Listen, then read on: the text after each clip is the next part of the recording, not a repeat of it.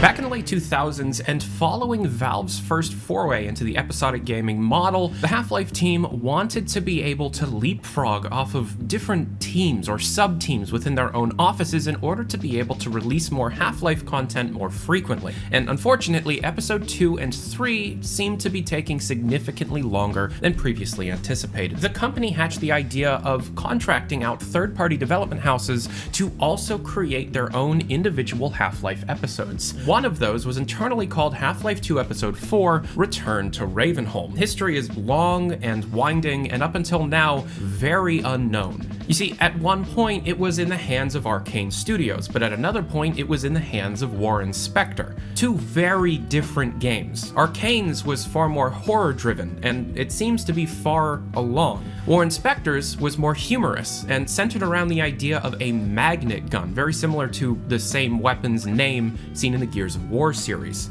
Now, we do have a leaked map from Warren Spector's version with a lot of the entities missing because we don't have any of those development assets. But Return to Ravenholm, all we've really had were a few animation tests and screenshots. But now, thanks to the NoClip documentaries run by Danny O'Dwyer, who is currently releasing, very soon, a full documentary on the history of Arcane Studios, we have some information incoming. NoClip has been teasing some of the information they're going to be talking about, and included in this is information on the Crossing and the very first gameplay footage we have ever seen from Half-Life 2 Episode 4 Return to Ravenholm, Arcane's own version. Now, the Crossing is a whole other topic, and when the full documentary releases, we will be talking about all the information that comes out of it for both Valve-related titles. However, Return to Ravenholm having its first footage is enormous. This is monumental for the community. The footage itself already brings up a couple questions. Number one, you don't have a suit charge. You have something called Combi,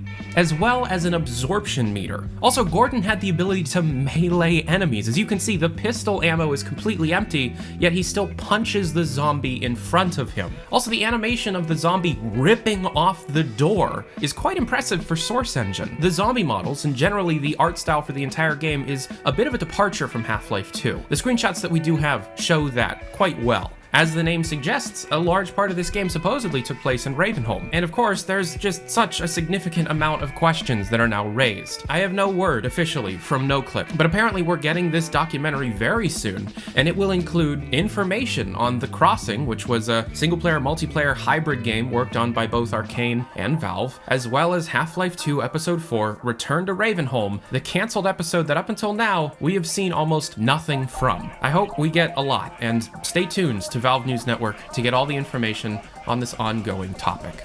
Damn, it's a great time to be a Half-Life fan.